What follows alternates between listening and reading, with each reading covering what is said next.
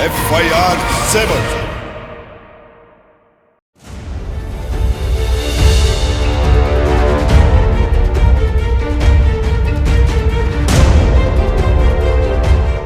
जी बिल्कुल नाज़रीन, मैं जाए वारदात पर मौजूद हूँ। आपको बताते चलूँ कि चंद दिन पहले हज़रत दाता गंज बख्श रहमतुल्लाह अलैह के उर्स के तीसरे और आखिरी रोज़ उसी रात 11:30 से 12 बजे के दरमियान यहाँ पर एक नहायत ही अफसोसनाक वाक़या पेश आया कि एक बाप को कत्ल कर दिया गया, जबकि उसके 2 बेटों और एक राहगीर को ज़ख्मी किया गया। इसी जगह पर उस मकतूल की लाश पड़ी थी और इसी जगह पर दोनों बेटे ज़ख्मी और एक राहगीर ज़ख्मी पड़ा था, जिन्हें मोहल्लेदारों ने उठाकर लाहौर मेयो हॉस्पिटल भेजा, जहाँ पर डॉक्टरों ने बताया कि हाजी असगर नामी शख्स जो है वो एट द स्पॉट यहीं पर दम तोड़ चुका था। नाज़रीन, अदम बर्दाश्त का ये वाक़या है। अगर बात की जाए कि वजह अनात क्या थी, तो पूरे लाहौर शहर में दाता हजूर के मेले उर्स के सिलसिले में पूरे लाहौर की गलियों, बाज़ारों, चौकों, चौराहों पर बड़ा न्याज और लंगर का सिलसिला शुरू किया जाता है। लोग लंगर के जो सिलसिले करते हैं, वो बच्चों को लंगर तकसीम किया जाता है। जगह जगह पर पूरे लाहौर में लंगर बांटा जाता है। और बताया यही गया कि लंगर तकसीम करने पर 2 बच्चों की लड़ाई हुई और 2 बच्चों की लड़ाई को हाजी असगर ने छुड़ाया, उसके बेटे ने छुड़ाया, जिस पर एक शख्स जिसका नाम बाबू जट बताया जा रहा है वो आया और उसने हाजी असगर को थप्पड़ मारे। लड़ाई इस हद तक बढ़ी कि हाजी असगर के दोनों बेटों को ज़ख्मी किया गया और ख़ुद हाजी असगर को कत्ल कर दिया गया। ये अदम बर्दाश्त का एक बड़ा वाक़या था, नहायत अफसोसनाक वाक़या था। चूँकि यहाँ पर पुलिस की नफरी मौजूद थी और अभी तक भी हाजी असगर के बच्चों की जानिब से जगह जगह पर एहतजाज किया जा रहा है कि हमारे कातिल को गिरफ़्तार किया जाए। और इस हवाले से उन्होंने कल रोड ब्लॉक भी किया। चूँकि ये थाना लोअर माल सिटी डिवीज़न का इलाका है, जहाँ पर SP सिटी सरफराज विरक साहब और इसी तरह SHO जाहिद गुजर और इंचार्ज इन्वेस्टिगेशन साहब भी यहाँ पर मौजूद थे, और मलिक शौकत साहब इंचार्ज इन्वेस्टिगेशन है वो भी यहाँ पर मौजूद थे। उन्होंने तमाम यहाँ पर, चूँकि मैं आपको बताता चलूँ कि इसी मुकदमे में इसी जगह पर जहाँ कत्ल हुआ, थोड़ी ही देर के बाद चूँकि मैं क्राइम रिपोर्टर की हैसियत से यहाँ पर पहुँचा तो मैंने देखा यहाँ पर खून बिखरा पड़ा था, लेकिन यहाँ पर फॉरेंसिक के लोग पहुँच चुके थे। इसी तरह दूसरे तमाम सिक्योरिटी इदारों के लोग पहुँच चुके थे जो अपना काम कर रहे थे। जाए वकुआ की जगह से पुलिस को 14 से 15 गोलियों के खोल मिले और बताया यही गया कि मुलज़िम ने 14-15 गोलियां चलाईं, अंधाधुंध फायरिंग की, जिसके नतीजे में एक शख्स हाजी असगर नामी जो 45 साल से यहाँ पर रह रहा था और medical store Galaxy medical store के नाम से वो यहाँ पर काम कर रहा था, और छोटी सी तलक कलामी, अदम बर्दाश्त की वजह से बच्चों की लड़ाई एक ऐसे शख्स की जान ले गई जिसके जाने के बाद पूरा इलाका सोगवार है, लोग परेशान हैं। आइए हम हाजी असगर साहब के घर चलते हैं, उनके बच्चों से बात करते हैं, उनके बच्चों से पूछते हैं कि असल वाक़या हुआ क्या था। चूँकि उनके दोनों बेटे जो ज़ख्मी थे वो हॉस्पिटल से घर आ गए हैं। इसी तरह जो इलाके के लोग हैं जो ये बताते हैं कि हाजी असगर साहब 45 साल से यहाँ पर एक जनरल स्टोर, एक मेडिकल स्टोर का काम कर रहे थे, उनसे भी जानते हैं कि उनका रख रखाव कैसा था। आइए नाज़रीन, आपको लिए चलते हैं हाजी असगर साहब के घर और बात करते हैं उनके दोस्तों से, उनके रिश्तेदारों से, उनसे पूछते हैं कि ये वक़ुआ, ये वाक़या पेश कैसे आया। जी आइए मेरे साथ।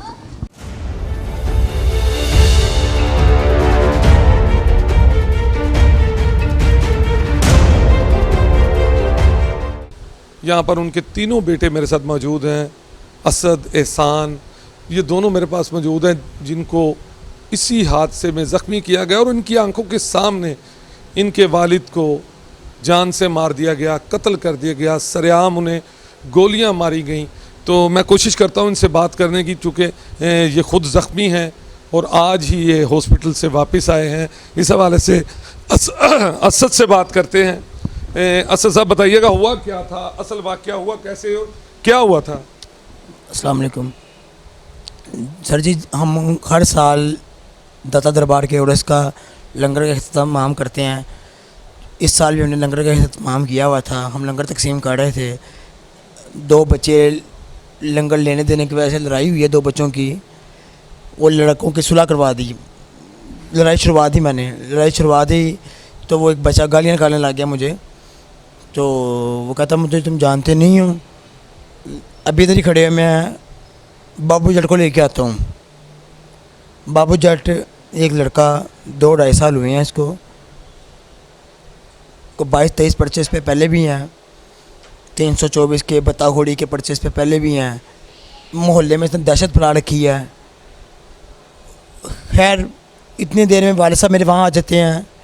वालिद साहब मुझे और एहसान को अंदर ले आते हैं घर के अंदर, कहते गए नहीं आपने लड़ना नहीं है। मुझे घर के अंदर बाहर बंद कर देते हैं, बाहर से ताला लगा देते हैं, लॉक कर देते हैं बाहर से कि अब तुम लोगों ने बाहर नहीं आना। मैं अंदर बैठ जाता हूँ, अपने टेरेस पर खड़ा हो जाता हूँ। बर्दाश्त नहीं हो रहा था बात कि हमने तो किसी को कुछ कहा भी नहीं है मामलात, लेकिन वो कुछ अर्सा गुजरता है, 5 से 10 मिनट गुजरते हैं। बाबू जट अपने साथियों, अपने भाइयों के साथ 20-25 जितने को लेके आके मेरी फार्मेसी पे हल्ला बोल देते हैं, जहाँ पे एहसान और मेरे वाले साहब हाजी असगर साहब वो दुकान पे खड़े होते हैं। दुकान पे खड़े होते हैं, पहले आके एहसान को 2 थप्पड़ मारता है, बट मारता है, पापा उसको छुड़वाने लगते हैं तो मेरे पापा को भी थप्पड़ मार देता है। अच्छा। बुजुर्ग आदमी 45 साल उन्होंने इस इलाके में काम किया है, उनसे कभी कोई नजायज़ कर भी गया है, उन्होंने कभी किसी के साथ बुरा भला नहीं किया। एक शरीफ इंसान अपने रिज़्क़ हलाल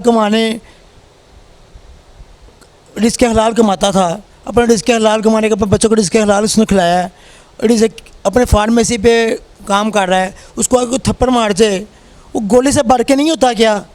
इतने जुल्म की इंतहा नहीं है। इतने में मेरा छोटा भाई मुझे बताता है कि भाई पापा को वो थप्पड़ मार के चला गया बाबू जट और उसके साथी। मेरे मोहल्लेदार बड़े अच्छे, उन्होंने छुरा करा के बाबू जट को दफ़ा किया, भेजा। मेरे मोहल्लेदार नहायत अच्छे हैं, उन्होंने हमारा भरपूर साथ दिया है, हम उनके शुक्रगुज़ार हैं।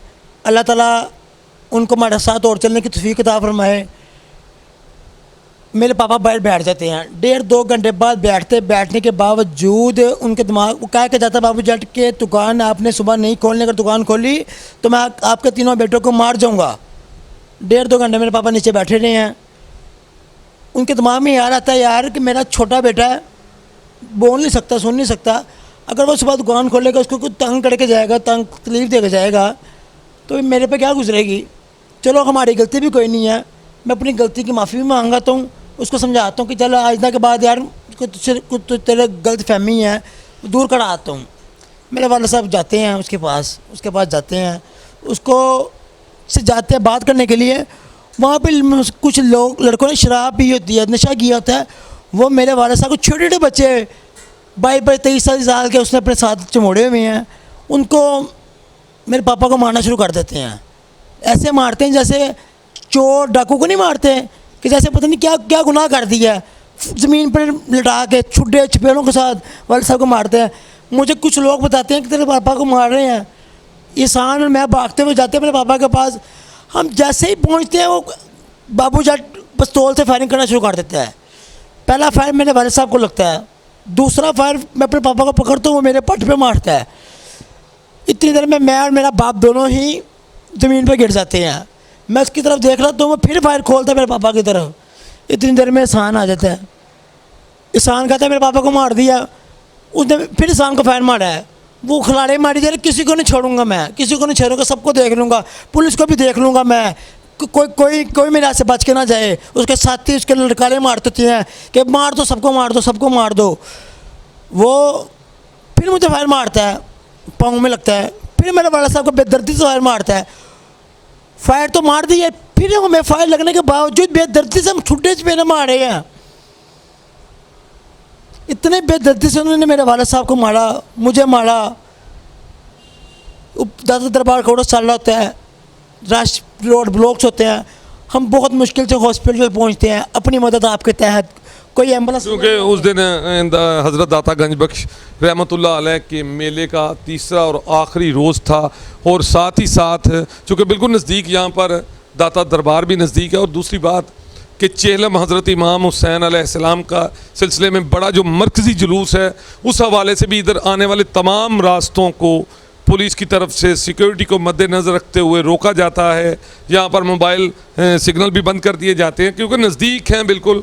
तो इस हवाले से उस दिन इतना ज़्यादा रश था, चूँकि पूरा रोड ब्लॉक था, कचहरी चौक में एंट्री पॉइंट थे चेहलम हज़रत इमाम हुसैन के सिलसिले में। फिर आप किस तरह से हॉस्पिटल पहुँचे? बाइक पता नहीं कौन लड़का था जिसके साथ मैं बाइक पे बैठा, उसका भला हो, अल्लाह ताला उसको सेहत और तंदुरुस्ती अता फरमाए। वो मुझे लेके जाता है, रश बहुत ज़्यादा होता है। हम वहाँ से वापस मुड़ते हैं, कचहरी वाले इशारे से वापस मुड़ते हैं, वापस देश समाज रोड की तरफ जाते हैं। देश समाज रोड पर उसका पेट्रोल खत्म हो जाता है बाइक का।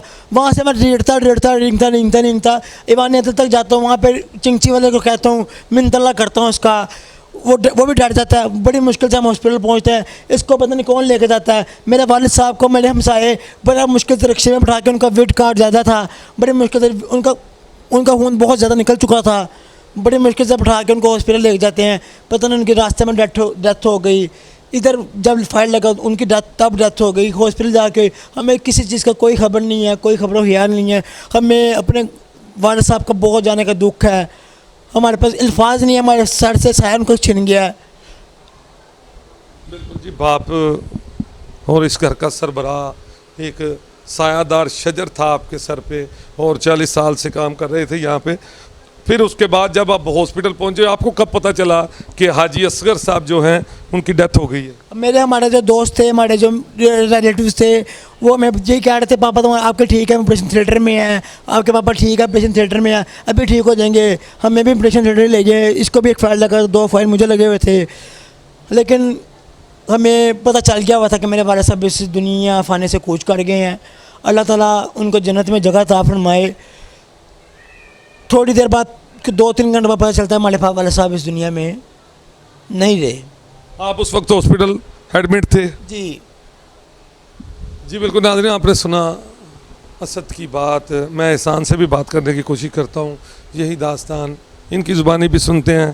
कि एहसान, ये बताइएगा कि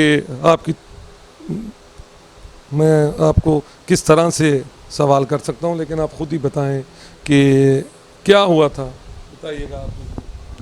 लंगर तकसीम हो रहा था, बाहर लड़ाई हुई तो मैं भाग के गया हूँ। मैं अपने भाई को छुड़ा के दुकान पर ले आया हूँ।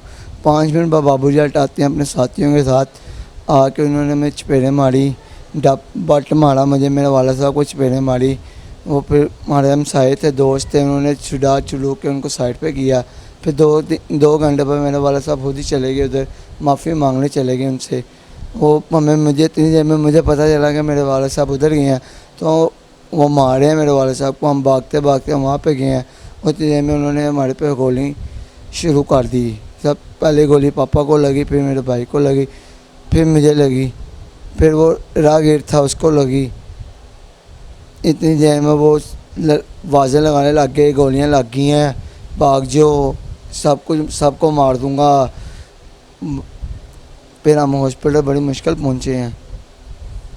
तो आप उसी चिंगची भी या उसी रक्शे पर गए जिस पर आप अपने वालिद साहब को लेकर गए? आपके वालिद साहब आपके साथ हॉस्पिटल गए? नहीं, मैं किसी दोस्त के साथ मोटरसाइकिल पे गया था। अच्छा, आप तीनों अलग-अलग यानी कि हॉस्पिटल पहुंचे? जी, अलग-अलग। फिर वहाँ पे ट्रीटमेंट के बाद आपको कैसे पता चला कि आपके वालिद हाजी असगर साहब जो हैं वो? हमें 2 घंटे बाद पता चला वालिद साहब इस दुनिया में नहीं रहे। आप उस वक्त हॉस्पिटल ही थे? जी, हॉस्पिटल ही थे। जी, आपने नाज़रीन एहसान की और असद की गुफ्तगू जानी।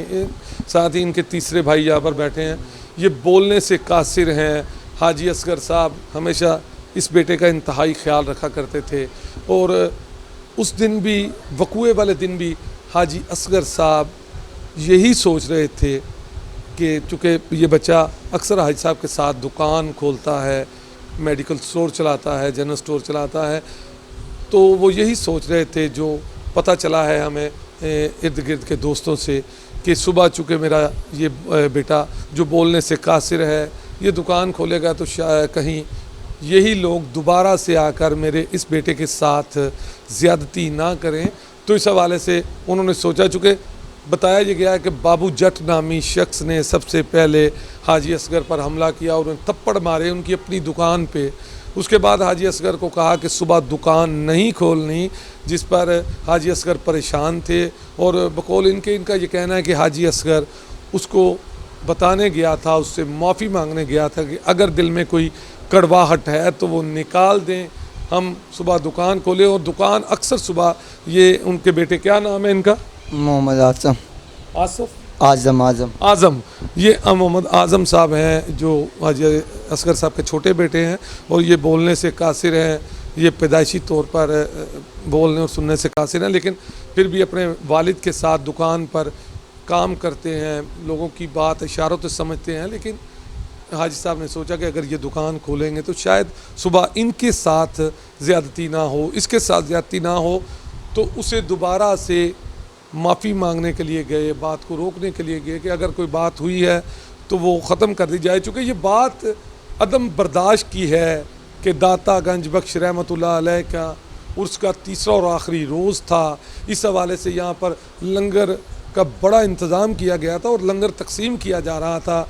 लंगर तकसीम पे बच्चों की लड़ाई की वजह से ये बात इतनी बड़ी कि एक घर का पूरा वो शख्स जो इस घर को चलाने वाला था, जो सबके सर पर एक सायादार शजर था, हाजी असगर जो 40-45 साल से इस इलाके में, इसी चौक में, इसी जगह पर दुकान चला रहा था, उसे कत्ल कर दिया गया। मज़ीद भी बातें जानते हैं हम असद की ज़बानी। असद, जब आपको पता चल गया कि हाजी साहब इस दुनिया से में नहीं रहे तो उसके बाद पुलिस का बताएं, पुलिस का क्या किरदार रहा? पुलिस का किरदार ये रहा कि पुलिस वालों ने मुझे थाने बुलवा लिया। वालिद साहब अभी हॉस्पिटल में थे, उनका पोस्टमार्टम होना था। मुझे वकूवे से 4 बजे हॉस्पिटल से डिस्चार्ज किया जाता है। डिस्चार्ज करने के बाद मुझे जब पता नहीं 6 बजे मुझे थाने बुला लिया जाता है। SHO का फ़ोन आता है, थाने ले आओ। मैं ज़ख्मी हालत में थाने चला जाता हूँ। मुझे दोस्त उठा के बेंच पे बिठा के लोरमा थाने ले जाते हैं। 4-5 घंटे वहाँ बैठे रहते हैं। हमें, क्योंकि आप सब लोगों को पता है, हमें इन थाने कचहरी पर्चों का हमें क्या पता हो, क्या मामला हो। हमने से जो बात हुई है, हमने जो बात की है वो बता दिए, सारा मामला कर दिया। वो पर्चा काट दिया गया है। 780 अभी तक नहीं लगाई गई हमारे पर्चे पे, चूँकि 780 लगनी चाहिए थी। दहशतगर्दी का आलम किया, दहशत फैलाई है इसने मामले में, तो दहशत 780 में लगाने चाहिए। हमारी जो CCPO लाहौर डोगर साहब हैं, उनसे हमारी बड़ी उम्मीदें वाबस्ता हैं। सुना है कि वो जराइम पेशा लोग, जो इस तरह के कातिल, जो इस तरह के लोग हैं, वो उनको अंजाम तक पहुंचाते हैं। हमारी उनसे रिक्वेस्ट है, हमारे से आकर वो मिलें, हमारा मुलजमान को पकड़ें जल्द से जल्द, हमें तोहफ़्फ़ुज़ फराहम किया जाए। हमारी IG पंजाब से, वज़ीर पंजाब से हमारी रिक्वेस्ट है कि हमारे मुलजमान को जल्द से जल्द गिरफ़्तार किया जाए, हमें सपोर्ट की जाए, हमें तोहफ़्फ़ुज़ फराहम किया जाए। हम जिस तरह से भी हमें तोहफ़्फ़ुज़ मिलता है, हमें तोहफ़्फ़ुज़ फराहम किया जाए जब तक मुलजमान नहीं पकड़े जाते। और हमें इंसाफ मिलना चाहिए और मुलजमान को सज़ाए मौत मिलनी चाहिए। ये बताइएगा कि कल आपने एक बड़ा एहतजाज किया और वहाँ पर पुलिस वाले आए, क्या मुज़ाकरात हुए? आपने कल एहतजाज किया, रोड बंद किया, आपके क्या मुतालबात थे कल? हमने एहतजाज इसलिए किया कि 4 दिन गुजर गए थे, हमें कोई मिलने नहीं आया था, कोई पुलिस वाला नहीं आया था, SHO, सब इंस्पेक्टर, कोई तफ्तीशी अफसर हमसे मिलने नहीं आया था। बल्कि एक बार मैं ही गया उनके पास अपने टूटी टांग में, फाइल लगे हुए, कि देखूँ तो कर क्या रहे हैं, फिर भी किसी ने कोई बात नहीं सुनी। फिर मजबूरी मोहल्लेदारों की, नेबर्स के साथ की वजह से, दुकानदारों के साथ की वजह से हमने फ़ैसला किया कि एहतजाज करें, फिर ही कोई सुनने आएगा। जैसे हम एहतजाज के कॉल करते हैं, पुलिस वाले आना शुरू हो जाते हैं हमारे पास, कहते हैं जैसे आप कहो कि जैसे आप मानोगे हम आपकी बात सुनने को तैयार है हमारी बात। यहाँ पे आते हैं, दरख्वास्त लिखते हैं 780 की दरख्वास्त लिखते हैं, वो कहते हैं जी आपके 780 लग जाएगी, लेकिन वो आज तक वो भी 780 अभी तक नहीं लगी। हमने रिक्वेस्ट की थी कि हमें कोई लाइसेंस फराहम किए जाएँ, CCPO किसी हमें साइन करवा के दिए जाए, हमें को अपने वाइपन के लाइसेंस हमें मिलने चाहिए कि जो हम अपना तो कर सकें ना। कम से कम हम एक लड़के दिन दराते फिरते हैं, हमें दुकान करनी है, दुकानदारी भी करनी है, हमारे ज़का जरिए वो है। अगर हम काम नहीं करेंगे तो खाएंगे कहाँ से, भूखे मर जाएंगे। या फिर इस तरह करते हैं, मैं अपने बहन भाइयों को माँ को वहाँ पे ले जाता हूँ, फिर पुलिस वाले हमें मार देना, उन्होंने जो आके हमें मारना है तो वही हमें मार दें। हमें तहफ़्फ़ुज़ फराहम किया जाए, हमें तहफ़्फ़ुज़ मिलना चाहिए, हमें अपने जो लाइसेंस हैं हमें वो प्रोवाइड करें, हमें सिक्योरिटी फराहम करें, जब तक मुलज़मान नहीं पकड़े जाते उनको अंजाम तक नहीं पहुँचाया जाता। हमारी इन इदारों से रिक्वेस्ट है, इनसे हमारी बड़ी उम्मीदें वाबस्ता हैं, पुलिस वालों से हमारी बड़ी उम्मीदें वाबस्ता हैं और इनसे रिक्वेस्ट है कि हमारी उम्मीदों को मत तोड़ें। ये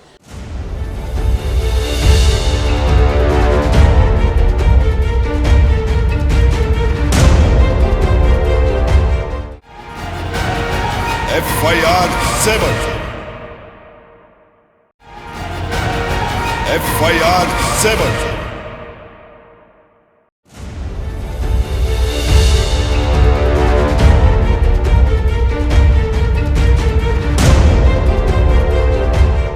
नाज़रीन देखें, इंतहाई शरीफ बल्कि 40-45 साल से यहाँ पे शराफत की ज़िंदगी गुजारी उस शख्स ने, उनका ये तीसरा बेटा है, ये बोलने से कासिर है और भाई असद और एहसान उसे इशारों से पूछ रहे हैं। हम भी कोशिश करते हैं कि असद इनसे पूछिएगा कि वक़ूए के वक्त ये कहाँ थे।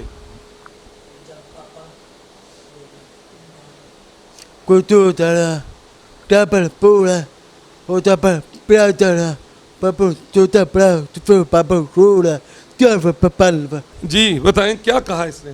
ये कह रहा है कि मैं अपने दोस्तों के साथ, जो मेरे दोस्त बोल नहीं सकते ना, मैं उनके साथ एक उर्स देखने, मेला देखने बाहर निकला हुआ था, क्योंकि जबकि बात ठंडी हो चुकी थी, बाबू चपेले मार के चला जा चुका था, उसके बाद पापा और एहसान ही दुकान पर थे बस। और इनसे एक और बात पूछ रही हैं कि आपको कब पता चला कि आपके वालिद साहब की डेथ हो गई है। पापा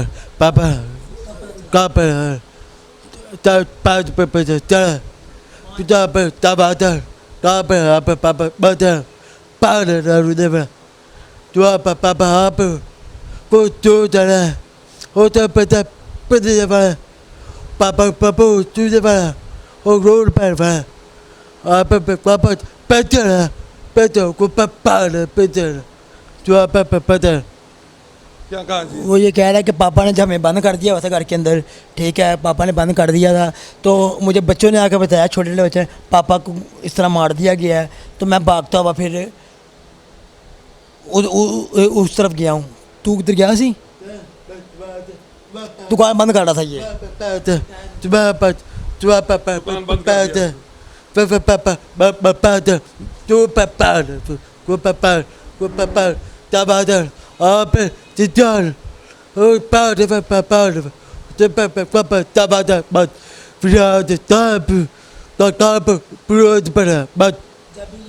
ये कहना चाहिए, ये कह रहा है कि जब मुझे पता चला ना कि पापा को भाइयों को गोलियां लग गई हैं, तो लोगों ने इसको भी बचाने की कोशिश की, इसको क्या दुकान बंद करके इसको घर के अंदर बंद कर दे के, ताकि ये भी वहाँ पे ना जाए, अगर ये भी जाएगा तो उसको भी गोलियां ना मार दिया जाए। लोगों को डर में फिर मेरे तैयब आए हैं, फिर उसको लेके हॉस्पिटल आ गए हैं। ये कह रहे हैं। आप हॉस्पिटल गए थे, जब गए तो उस वक्त पापा फौत हो चुके थे।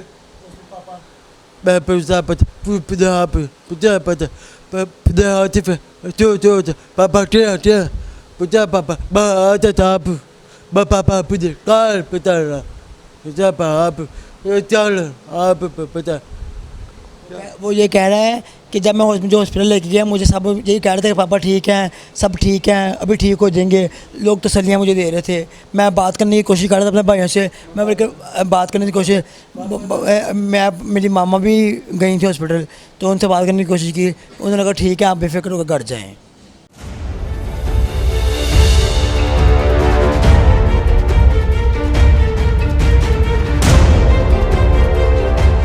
जी बिल्कुल, मेरे साथ वो दोस्त, वो हमसाया जुल्करनैन मौजूद है, इनसे बात करते हैं।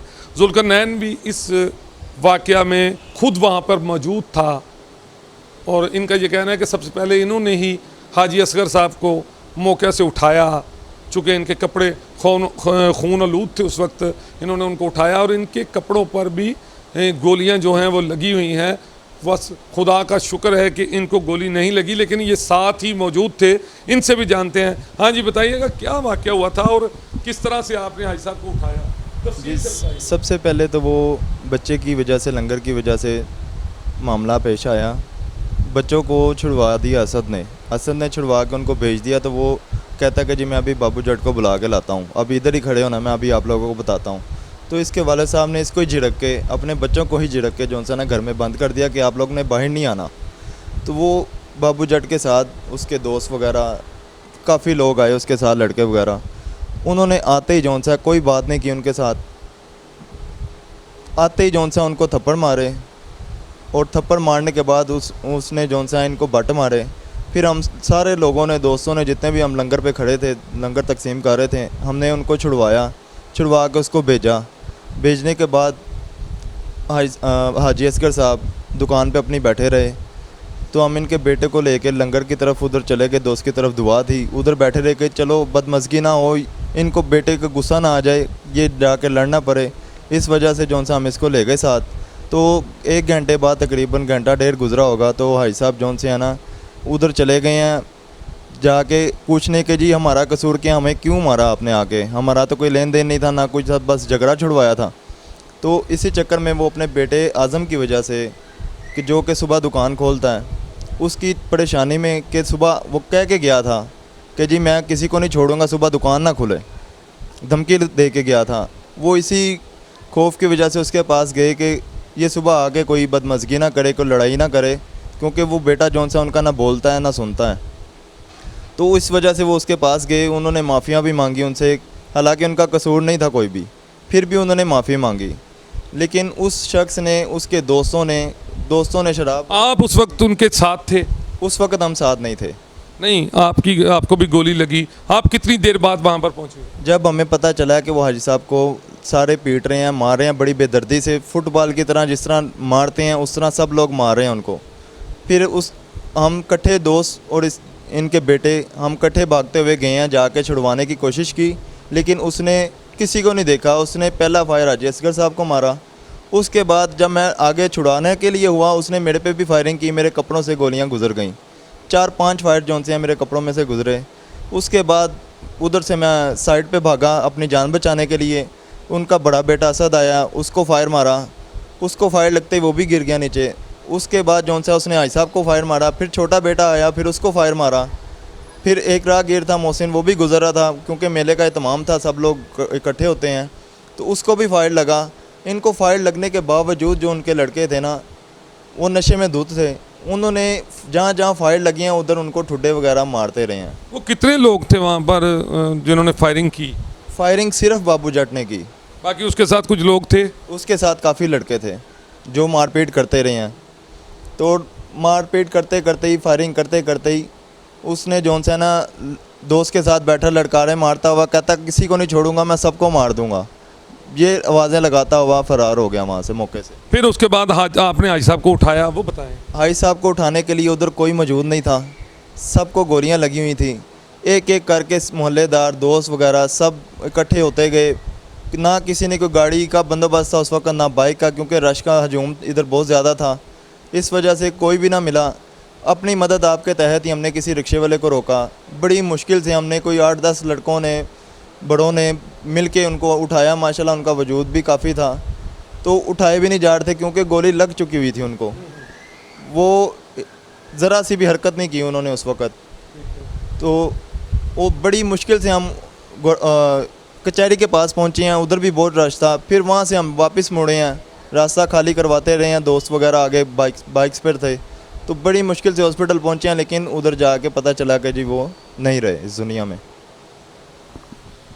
जी बिल्कुल नाज़रीन, आपने जुल्फ़िकार की बात सुनी। ये बिल्कुल हाजी साहब को साथ लेकर लाहौर में अस्पताल की तरफ निकला। और जैसा कि मैंने आपको पहले भी बताया है कि हज़रत दाता गंज बख्श रहमतुल्लाह अलैह के उर्स का तीसरा और आखिरी रोज़, और साथ ही साथ चेहलम हज़रत इमाम हुसैन के सिलसिले में लाहौर पुलिस ने फुल प्रूफ सिक्योरिटी इंतज़ामात किए हुए थे।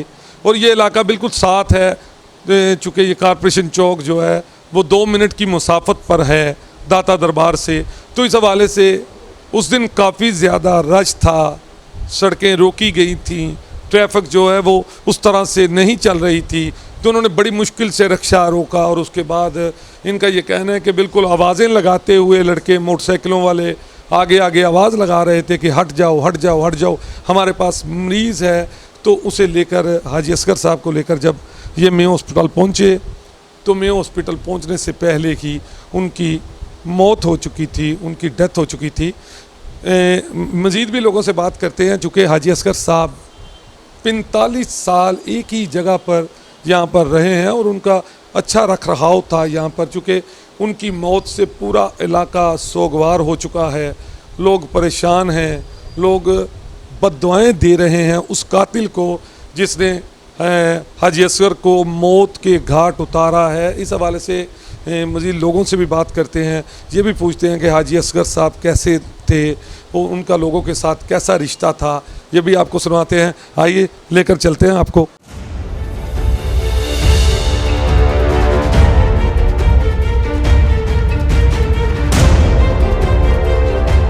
जी नाज़रीन, मैं इस वक्त इलाके में मौजूद हूँ और हम बात करते हैं कुछ लोगों से। चूँकि बताया गया है कि 45 साल से हाजी असगर साहब यहाँ पर काम कर रहे थे, 45 साल से यहाँ पर आबाद थे।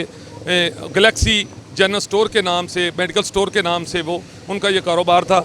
उनके हमसाए, उनके इलाके से जो लोग परेशान हैं, उनसे पूछते हैं कि हाजी असगर कैसा आदमी था, किस तरह से ये वाक़या हुआ। जी बताइएगा, आप कितने साल से यहाँ रह रहे हैं? मुझे जी 10 साल हो गए यहाँ पर काम करते हुए, और उससे पहले मैं यहाँ करीब ही रहता हूँ और उनसे मेरी दुआ सलाम काफ़ी अरसे से थी। और इतने नायत ही शरीफ आदमी थे कि मैं आपको बता नहीं सकता।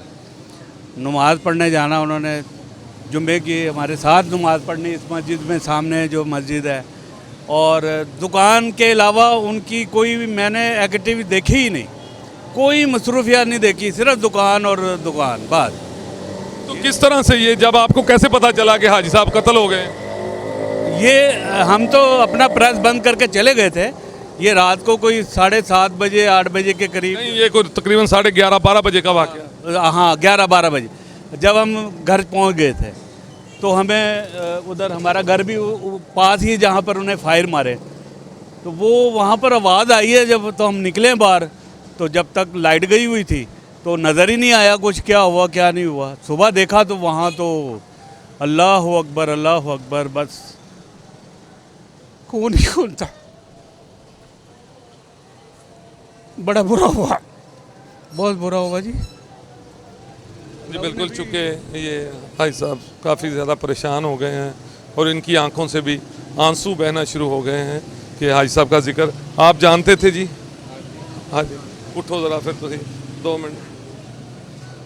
बिस्मिल्लाह जी, तुसी जानते सी हाजी साहब? जी हाँ जी, साढ़े नाल रहंदे ने हाजी साहब। ते कैसे बंदे सन ते किवें पता लगा तुहानू? बहुत अच्छे सन, बहुत अच्छे सन जी। ਤੇ ਸਾਡੇ ਨਾਲ ਰਹਿੰਦੇ ਸਨ ਤੇ ਲੜਾਈ ਇਹਨਾਂ ਦੀ ਛਡਾਈ ਇਸੇ ਸਾਡੇ ਬੇਟੇ ਨੇ ਲੜਾਈ ਛਡਾਈ ਇਹਦੀ ਤੇ ਫਿਰ ਜਾ ਕੇ ਮੁੜ ਕੇ ਫਿਰ ਆਇਆ, ਇਹਨੇ ਜਾ ਕੇ ਗਾਲਾਂ ਕੱਢੀਆਂ, ਨਾਲੇ ਚਪੇੜਾ ਮਾਰੀਆਂ, ਚਪੇੜਾ ਮਾਰ ਕੇ ਫਿਰ ਚਲਾ ਗਿਆ। ਉੱਥੇ ਜਾ ਕੇ ਤੇ ਮੁੜ ਕੇ ਹਾਜੀ ਸਾਹਿਬ ਸੋਚਦੇ ਰਹੇ ਨੇ ਕੀ ਕਰਨਾ। ਹਾਜੀ ਸਾਹਿਬ ਆਪਣੇ ਬੱਚਿਆਂ ਵਾਸਤੇ ਨਾ ਉਹ ਗਏ ਸਨ, ਉਹਨਾਂ ਨੇ ਕਿਹਾ ਯਾਰ ਫਿਰ ਲੜਾਈ ਨਾ ਹੋ ਜੇ, ਮੈਂ ਜਾ ਕੇ ਇਕੱਲਾ ਹੀ ਗੱਲ ਕਰ ਆਉਂਦਾ ਉਹਨਾਂ ਨਾਲ। ਉਹ ਗਏ ਚਲੇ ਨੇ, ਉੱਥੇ ਜਾ ਕੇ ਉਹਨਾਂ ਨੇ ਲੰਮਿਆਂ ਪਾ ਲਿਆ ਉਹਨਾਂ ਨੂੰ, ਹਾਜੀ ਸਾਹਿਬ ਨੂੰ ਉੱਥੇ ਜਾ ਕੇ ਲੰਮਿਆਂ ਪਾਇਆ ਤੇ ਇੱਥੇ ਪਤਾ ਲੱਗਾ ਕਿ ਉਹ ਉਹਨਾਂ ਨੂੰ ਕੁੱਟਦੇ ਪਏ ਨੇ। ਇਹਨਾਂ ਦੇ ਬੇਟੇ ਦੌੜ ਕੇ ਗਏ ਨੇ, ਨਾਲ ਮਹੱਲੇ ਵਾਲੇ ਦੌੜ ਕੇ ਗਏ ਨੇ, ਉਹਨੇ ਚਿਰ ਨੂੰ ਉਹਨਾਂ ਨੇ ਗੋਲੀਆਂ ਸ਼ੋਲੀਆਂ ਮਾਰਤੀਆਂ ਉਹਨਾਂ ਨੂੰ। जी बिल्कुल, मैंने आपको दिखाया कि ये 2 बुज़ुर्ग शहरी, 2 बुज़ुर्ग लोग जो अपनी बातें कर रहे थे। मैं इनके पास आया और मैंने इनसे पूछा कि आप हाजी असगर को जानते थे? तो इनका ये कहना है, आपने इनकी ज़ुबानी सुना है। मज़ीद भी यहाँ पर लोग मौजूद हैं, उनसे भी बात करते हैं, उनसे भी जानते हैं कि वो क्या तासुरात रखते हैं या हाजी असगर को किस तरह से जानते हैं और उन्हें किस तरह से पता चला कि ये वाक़या इतना बड़ा किस तरह से रूनुमा हुआ। आइए हम चलते हैं और दोस्तों के पास और बात करने की कोशिश करते हैं।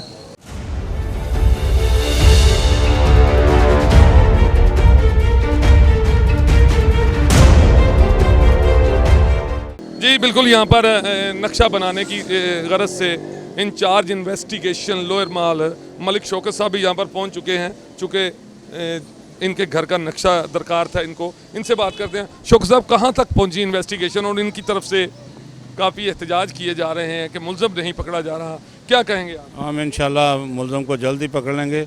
जदीद टेक्नोलॉजी की मदद से मुलज़म के करीब करीब पहुंच गए हैं, इंशाल्लाह जल्द ही मुलज़म पकड़ लेंगे। इनकी तरफ से बार बार एहतजाज किया जा रहा है, कल भी इन्होंने एहतजाज किया, आप भी वहाँ पर मौजूद थे और इन्होंने फिर एहतजाज की कॉल दे रहे हैं।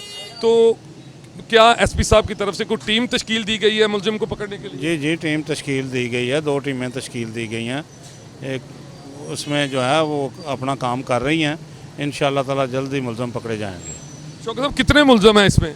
इसमें 5 मुलज़म हैं। तो चूँकि इनके बयान के मुताबिक ये कहा जा रहा है कि मुलज़म जो है वो एक ही है, बाबू जट नामी। असल में वो जो मेन मुलज़म है ना वो बाबू जट है, बाकी जो है ना वो उनका किरदार भी है उसमें। बाबू जट को ही इंशाल्लाह पकड़ेंगे और दूसरे भी जो मुलज़मान हैं वो भी पकड़े जाएंगे इंशाल्लाह। एक बात आखिर पे ये भी बता दें कि इनका एक मुतालबा है, बार बार ये मुतालबा कर रहे हैं कि हमारा चूँकि ये सरेआम इस अंधाधुंध फायरिंग की गई तो हमारे मुकदमे में 780A नहीं लगाई जा रही, और ये भी ये कह रहे थे कि हम शायद CCPO लाहौर के बाहर एहतजाज करें, उनसे बात करें। आपने मुकदमे के बारे में, चूँकि आप मौके पर भी उस वक्त मौजूद थे, आपने तमाम शवाहिद भी इकट्ठे किए और सब चीज़ें आपके नोटिस में हैं, आप इंचार्ज इन्वेस्टिगेशन के ओहदे पर इस वक्त तैनात हैं, तो आप ये बताएं कि क्या लगती है 780A? जी 302 से बड़ी मैं नहीं समझता कोई दफ़ा होती है। 302 बहुत बड़ी दफ़ा है, ये सबसे जो है ना लॉ में इसके जो है ना इसका मुकाबला कोई नहीं है। 302 बहुत हैवी दफ़ा है। तो 302 का मुकदमा दर्ज हो चुका है। 302 324 का मुकदमा दर्ज हो चुका है, इंशाल्लाह इसकी तफ्तीश जो है मेरिट पे कर रहे हैं। जी बिल्कुल, आपने इंचार्ज इन्वेस्टिगेशन मलिक शौकत साहब जो यहाँ पर मौजूद थे। तो शौकत साहब एक बात आपसे मैं करना भूल गया, इनको डर है या खौफ है कि मुलजिम दन दनाते फिर रहे हैं, तो हमें कुछ सिक्योरिटी की ज़रूरत है, इस हवाले से क्या करेंगे आप? सिक्योरिटी का इनको बताया था कल भी कि ये एसपी साहब सिक्योरिटी से दरख्वास्त करें, वो इनको सिक्योरिटी फराहम कर देंगे, क्योंकि हमारे पास तो इतनी नफरी नहीं है, तो इनको बता दिया था मैंने। जी बिल्कुल, शौकत साहब ने जिस तरह से बताया है कि सिक्योरिटी लेने का एक अलहदा प्रोसीजर है कि ये अपने FIR की कॉपी लेकर SP सिक्योरिटी के दफ्तर में एक दरख्वास्त दायर करेंगे और उसके बाद वहाँ पर एक टीम तश्कील दी जाएगी और उसके बाद फैसला किया जाएगा कि सिक्योरिटी किस तरह से दी जाएगी और कैसे इनको सिक्योरिटी मिलेगी। बहरहाल चूँकि यहाँ पर नक्शे की गरज से इंचार्ज इन्वेस्टिगेशन साहब आए थे, उनकी भी आपने गुफ्तगू जानी, यहाँ पर मज़ीद लोग भी मौजूद हैं, उनसे भी कोशिश करते हैं बात करने की, आपको सुनवाते हैं कि किस तरह से ये वाक़या पेश आया। चूँकि दोबारा से मुझे अभी पता चला है कि दोबारा से इनकी कोशिश है कि हम एहतजाज करें। मैं नहीं समझता कि इंसाफ के लिए बार बार एहतजाज करना पड़े, वो इंसाफ कैसा जो आपको बार बार एहतजाज करने के बाद मिले।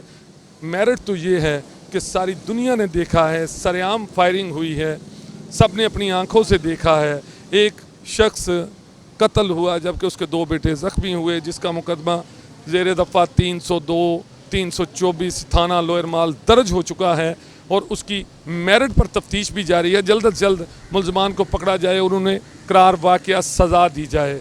ये कोई तरीका नहीं है कि इंसाफ लेने के लिए वो लोग जिनके घर का एक सरबराह कत्ल हो गया, वो बच्चे जो ख़ुद ज़ख्मी हैं, अब उनको अपने ही मुकदमे में अपने बाप के कातिल को पकड़वाने के लिए बार बार एहतजाज करना पड़ रहा है।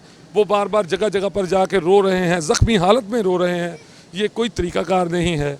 रियासत की ज़िम्मेदारी है, डिपार्टमेंट ऑफ पुलिस की ज़िम्मेदारी है, IG Punjab, CCPO Lahore, DIG operation, DIG investigation, SP city division, SP investigation city division, सबकी ये ज़िम्मेदारी बनती है कि इनको इंसाफ फराहम किया जाए, इनको बर वक्त इंसाफ दिया जाए, इनके मुलजमान को गिरफ़्तार किया जाए, ताकि जो ज़ख़म इनको लगा है इनको थोड़ी सी राहत मिले।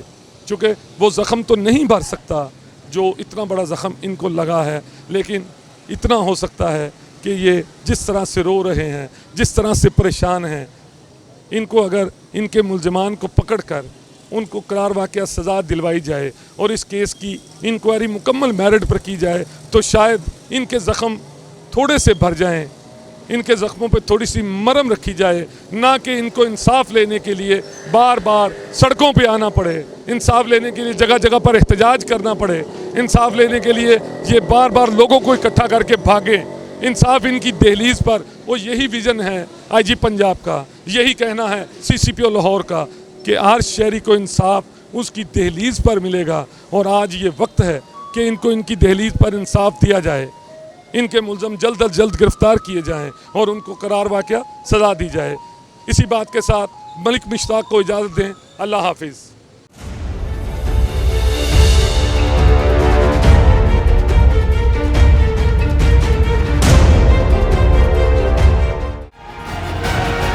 FIR 7